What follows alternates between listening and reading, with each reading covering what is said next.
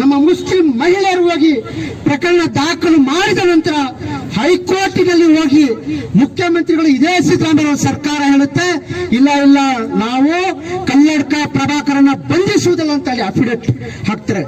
ಎಂತ ಇವ ಮುಂಗೋಸಿ ಅಲ್ವಾ? ಇವ ಮುಂಗೋಸಿದ್ದಾನೆ ಸಿದ್ದರಾಮಯ್ಯ ಅವರು.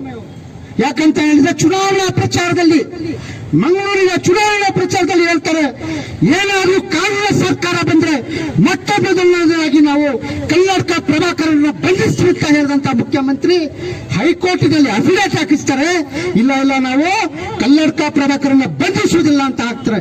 ಮುಂಗೋಸಿ ಅಲ್ವಾ ಇದು? ಬಣ್ಣ ಬದಲಾಯಿಸುವ ಮುಂಗೋಸಿ ಅಲ್ವಾ ಸಿದ್ದರಾಮಯ್ಯ?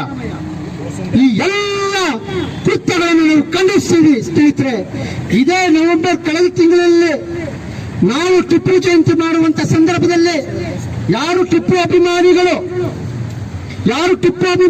ಶ್ರೀರಂಗಪಟ್ಟಣಕ್ಕೆ ಹೋಗಕ್ಕೆ ಬಯಸಿದ್ರು ಅವ್ರಿಗೆಲ್ಲ ತಡೆದ್ರು ಪೊಲೀಸರು. 144 ಸೆಕ್ಷನ್ ಹಾಕಿದ್ರು.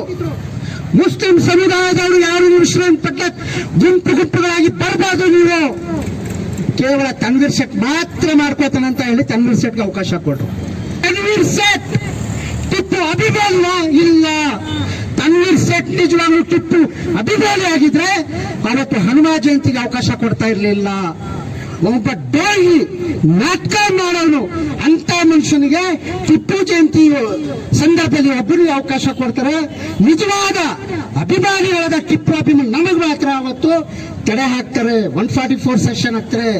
ಈ ಎಲ್ಲ ವಿಷಯಗಳನ್ನು ನಾವೆಲ್ಲ ಗಂಭೀರವಾಗಿ ಆಲೋಚನೆ ಮಾಡಬೇಕಾಗಿದೆ ಸ್ನೇಹಿತರೆ.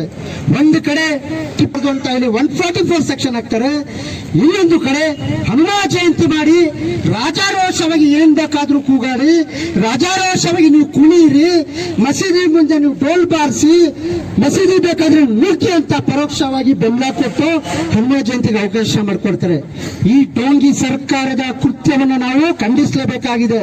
ನಾವು ಮನಸ್ಸು ಮಾಡಿರಬೇಕಾದ್ರೆ ಪಚ್ಚಪ್ಪ ಸರ್ಕಾರ ಮುಗ್ಬೋದಿತ್ತು, ದೊಡ್ಡ ಮನಸ್ಸಲ್ಲ ಅದು. ಆದ್ರೆ ನಾವು ಕಾನೂನು ಸುವ್ಯವಸ್ಥೆಗೆ ಗೌರವ ಕೊಡುವಂತ ಜನ ನಾವು.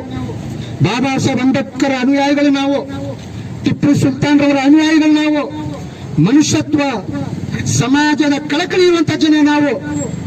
ನಮಗೆ ಈ ಕಾನೂನು ಸುವ್ಯವಸ್ಥೆ ಹಾಳು ಮಾಡಿ, ಈ ಸಮಾಜದ ಸ್ವಾಸ್ಥ್ಯವನ್ನು ಹಾಳು ಮಾಡಿ ನಮ್ಮ ಹಠ ಸಾಧಿಸುವಂತ ನಮ್ಮ ಮನಸ್ಥಿತಿ ಇಲ್ಲ.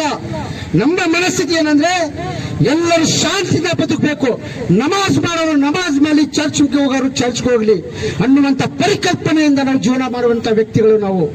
ಅದರಿಂದ ಶಾಂತಿಯುತವಾಗಿ ಈ ಪ್ರತಿಭಟನೆ ಇಲ್ಲಿಗೆ ನಿಲ್ಲಿಸಿದ್ವಿ.